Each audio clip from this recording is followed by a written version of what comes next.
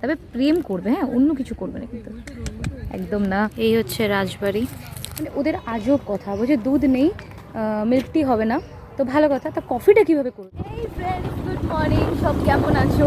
আজকে আমরা বেরিয়ে পড়েছি সেটা করে, এখন হেলমেট পরিনি, হেলমেটটা এখন পরি। আর আমরা এখন যাচ্ছি মহিষাদল রাজবাড়ি। কত কি টিকিট এখন আমাদের কোনো আইডিয়া নেই, কয়টা ভিডিও দেখেছি, টিকিট তো রয়েছে ডেফিনেটলি। তো চলো ওখানে যাই, গিয়ে বাকিটা দেখবো, আর যাওয়াটা পুরোটা তোমাদের সাথে শেয়ার করবো কীভাবে আমরা যাচ্ছি। তোমরা যদি কলকাতা থেকে আসো সেটা কীভাবে আসবে সেটা আমরা বলবো। তো চলো যাওয়া যাক। এই রাস্তাগুলো দিয়ে যেতে না এত মজা লাগে, মানে টু মাচ ফান। বাঁকা বাঁকা আঁকা বাঁকা পথ, আর চারিদিকটা দেখো ঝিল, মানে ঝিলে মাছ চাষ হয়, বেশিরভাগ ঝিলে চিংড়ি মাছ এসব চাষ হয় আর কি। একটা সুন্দর লেকের সামনে দাঁড়িয়েছি, ও এখন ম্যাপ ট্যাপ সেট করছে এইদিকে, আর আমি তোমাদেরকে দেখাচ্ছি। দেখি জায়গাটা এত সুন্দর লাগছে না, ও মনোরম পরিবেশ। দারুণ একটা জায়গায় দাঁড়িয়েছি, মানে এরকম জায়গায় দাঁড়াতেও মজা লাগে। তো এখন ম্যাপ ট্যাপ সেট হচ্ছে, কারণ এখান থেকে মহিষাদল যেতে মোটামুটি ঘন্টাখানেক সময় লাগবে, না ঘন্টাখানেক সময় লাগবে। তো সেটা আমরা প্ল্যান করছি যে কোন দিক থেকে গেলে একটু শর্টকাট নেওয়া যায়, বেশি শর্টকাটে যাওয়া উচিত না, তাও স্টিল একটু প্ল্যান তো করতে হবে, তাই না? দেখো চারিদিকে শুধু ঝিল আর ঝিল, মাঝখান দিয়ে যাচ্ছি, মানে পাহাড়ে গেলে দুদিকে পাহাড় আর পাহাড়, আর গ্রাম দিয়ে গেলে দুদিকে ঝিল আর ঝিল। দারুণ দারুণ, কোন দিকটা দেখাও বুঝতে পারছি না। সব মাছ ফাছের জন্য দেখো এখানে সব পুটি পুঁতে রেখেছে ওখানে, কারণ মাছ টাছ এলে সব দেখবে। আমরা যেখান দিয়ে যাচ্ছি সেখানে রাস্তাটা হালকা খারাপ আছে, তো আগের রাস্তাটা বেশ সুন্দর ছিল, এই জায়গাটা আবার একটু প্রবলেম আছে। তো ঠিক আছে, দেখা যাক। আমরা যদিও গ্রামের ভেতর দিয়ে যাচ্ছি, আমরা কিন্তু এখনও মেন রোডে উঠিনি, তো এই জায়গাটা একটু প্রবলেমেটিক আছে, তাই হয়তো ঠিক হবে, ইট ফিট পড়ে আছে। হ্যাঁ,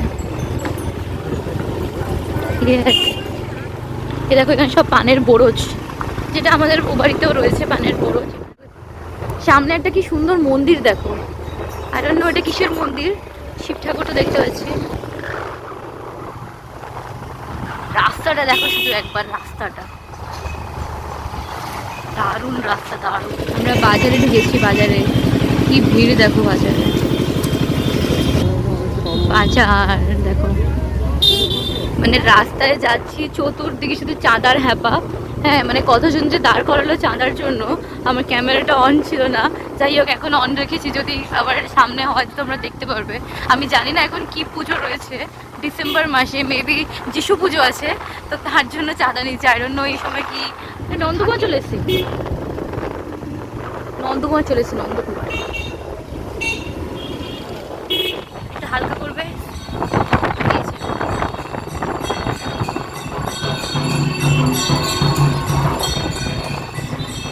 সুন্দর মন্দির, পুজো টুজো হচ্ছে এখন। এই রাস্তাটা পুরো ব্যাগটা পুরো পাহাড়ের মতো, একদম উঠলাম নামলাম পুরো ফার্স্ট গিয়ারে। আমরা কিন্তু মহিষাদল রাজবাড়ির একদম কাছাকাছি চলে এসেছি, তাই তো? আর কতক্ষণ বাকি আছে? আর 200 মিটার, মানে আমরা চলে এসেছি রাজবাড়ির গেটের সামনে।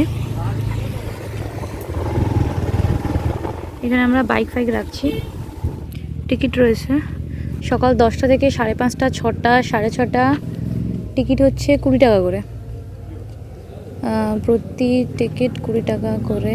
ওকে, দেখতে পাচ্ছ এখানে টিকিট ফিকিট সব দেখা যাচ্ছে, এই যে 20 টাকা করে টিকিট।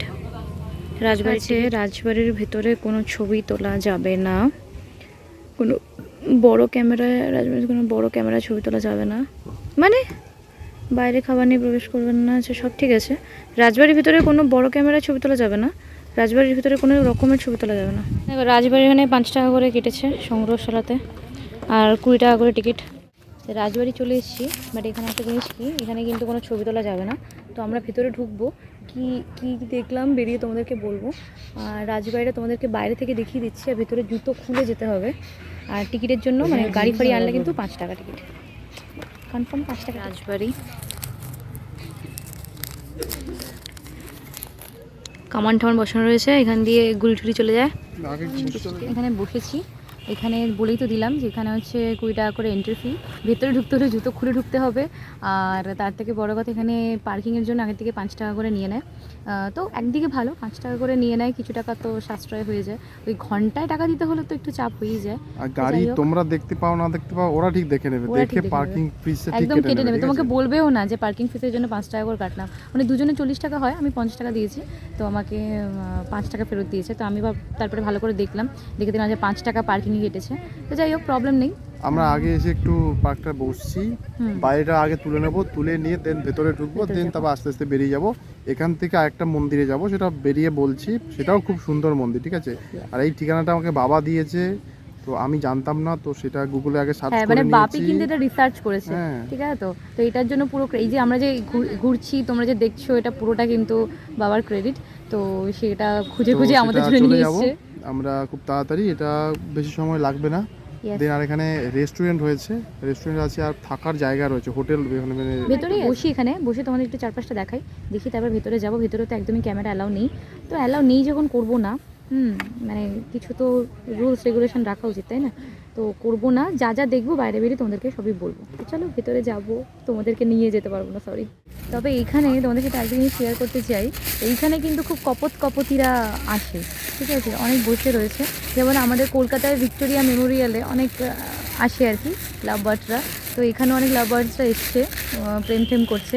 তো তোমরা যদি বেশ দূরে কোনো একটা জায়গায়, মানে কলকাতা থাকো, দূরে কোনো জায়গায় একটু প্রেম করতে যেতে চাও, এই জায়গাটা কিন্তু খুব সুন্দর জায়গা।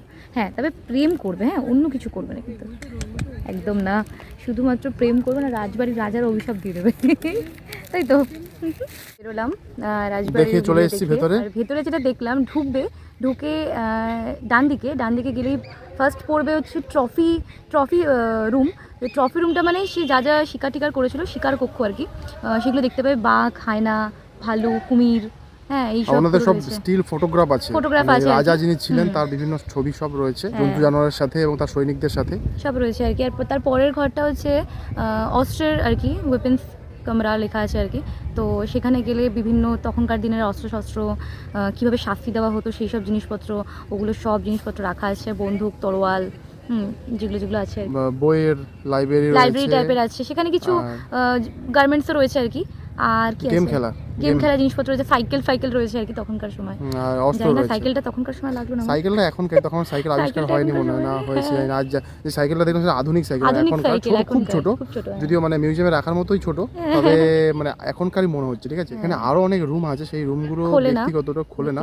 আর বললো এটা যে ঠিক উপরে বললো মালিকরা থাকে, মালিকদের জন্য। আর পেছনে তোমরা যদি কেউ থাকতে চাও, গেস্ট হাউস পেছনের দিকে রয়েছে, পেছনে কয়েকটা রুম আছে, সেটা অবশ্যই আগে থেকে কল করে বুক করতে হবে। ভাড়া কত এখানে কিন্তু বলছে না, ওখানে নাম্বার দেওয়া রয়েছে, নাম্বারে ফোন করলে তখনই তারা ভাড়া বলতে পারবে। এখন জানি না, বললো না, সেটা কি আলাদা কিছু ব্যাপার রয়েছে না এটাই রুলস, আমি জানি না। লোকঠোক দেখে হয়তো টাকা পয়সা বাড়া কমার ব্যাপার আছে আর কি, রুম ভাড়া তো হতে পারে। তো ঠিক আছে, বেশ ভালো লাগলো। শুধুমাত্র গ্রাউন্ড ফ্লোরটা কিন্তু দেখার জন্য, বাকি পুরো রাজবাড়ি ফাঁকা পড়ে রয়েছে। তোমরা যারা কলকাতা মিউজিয়ামে গেছো, সেখানে গেলেও মোটামুটি সব বাঘ, বাঘ ফাগের একদম অরিজিনাল বডিটাকে প্রিজার্ভ করে রাখা, তো সেই রকম কিন্তু এখানেও রয়েছে, মানে একদম টক্কর দিয়ে রয়েছে আর কি। তো তোমরা এখানে এসে সেগুলো কিন্তু মানে এক্সপিরিয়েন্স করতে পারো আর কি। আরেকটা জিনিস তোমাদের বলেছিলাম, যেটা এখানে হচ্ছে শুটিং হয় বিভিন্ন ছবি, দেবের খোকা 420, তারপর অঙ্কুশের খিলাড়ি, এইসব সিনেমা, প্রচুর সিনেমা এখানে শুটিং হয়েছে।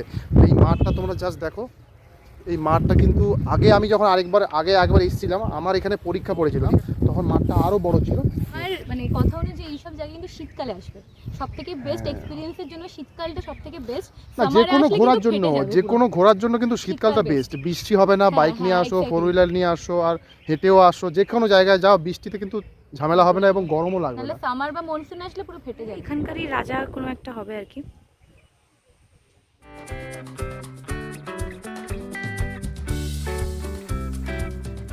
আমরা যেরকমটা বলেছিলাম, রেস্টুরেন্টে গেছিলাম, কিন্তু কেন খেলাম না বা কেন কিছু ট্রাই করলাম না, এটা একটু পরে তোমরা জানতে পারবে। প্রথমেই একদম মাথা খারাপ করে দিয়েছে, রেস্টুরেন্টটা খুব সুন্দর, বাট আমি ভাবলাম যে একটা দুধ চা খাবো দুজন মিলে, বাট দুধ নেই।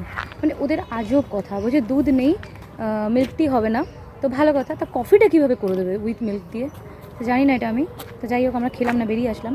আর দামগুলো বেশ ভালো, কফি 45, মানে 45 টাকার কফি, এমনি চা 25। আর এমনি চা হচ্ছে 25 টাকা। ওই জন্য ভেবেছিলাম চা খাবো, চাটা খাওয়া ভেবেছিলাম, চা হ্যাঁ দুধ চা খাওয়া দামি ভেবেছিলাম। জিনিস খাওয়াই যায়, কিন্তু চাটা কত ভালো করতে পারে তার বেসিসে দামি জিনিসটা কত ভালো করবে সেটা বুঝতে পারবো। চাটাই তো তার দুধ নেই নাকি, দুধ নেই তো কফিটা কী দিয়ে করতো, মানে ওটা কোন দুধ দিয়ে করতো?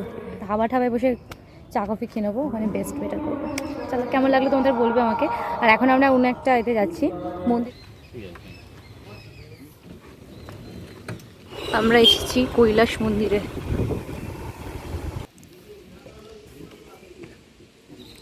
আমরা এসেছিলাম কৈলাস মন্দিরে, বাট এখানে 22 টাকা করে টিকিট, 20 টাকা 22 টাকা হোয়াট এভার, দুজনে 44 টাকা। তো আমরা ভেতরে ঢুকছি না, কোনো প্রয়োজন নেই। হ্যাঁ, তো তোমাদেরকে নেট থেকে বার করে পিকচার দেখিয়ে দেবো, বা তোমরা সার্চ করে নিতে পারো, তোমরা এসে দেখতে পারো। আমরা ভেতরে ঢুকছি না। যে স্লো করো স্লো। এই যে এটা হচ্ছে মেন মন্দিরটা, এখান দিয়ে সিঁড়ি দিয়ে উঠতে হয় ওপরে, এইখান থেকে এই যে সিঁড়ি দিয়ে উপর দিকে উঠতে হয়, এটাই মেন দেখার আর কি, যেটা আমরা দেখলাম না, স্কিপ করলাম। আমরা এখন প্ল্যান করছি, এখন চা ফা খাবো, চা খেয়ে দেন একটু এদিক ওদিক ঘুরে দেন বাড়ি যাব, বাড়ির পথে রওনা দিতে হবে। ঠিক আছে, কারণ এখানে তো বললাম 20-22 টাকা টিকিট। তো তোমরা আসলে অবভিয়াসলি এখানে যদি আসো তো 22 টাকা টিকিট কেটে ঢুকে যাবে, একদম ছোটো কোলের বাচ্চার জন্য কোনো টিকিট নেই। বাড়িতে চলে আসলাম। আজকের ভিডিওটা কেমন লাগলো জানাবো, মানে আমিও ফার্স্ট টাইম দেখলাম, আমি এতদিন অনলাইনে দেখেছিলাম, তার আগে কখনো দেখিনি, তো ফার্স্ট টাইম দেখলাম, আমার দারুণ লেগেছে। তোমরাও যাও, ঘোরো ফেরো, মজা করো, আর 25 টাকা 45 টাকা দামে চা খাও। যাই হোক, আজকের ভিডিওটা এখানেই শেষ করছি। ভিডিওটা ভালো লাগলে লাইক করবে, কমেন্ট করবে, অ্যান্ড মোস্ট ইম্পর্টেন্ট আমার চ্যানেলটা সাবস্ক্রাইব করবে, কারণ এতটা দেখছি কোনো সাবস্ক্রাইব তো বানতা হ্যায়, তাই না? খুব শিগগিরই ফিরে আসবো অনেক ভিডিও নিয়ে। So keep watching and tata.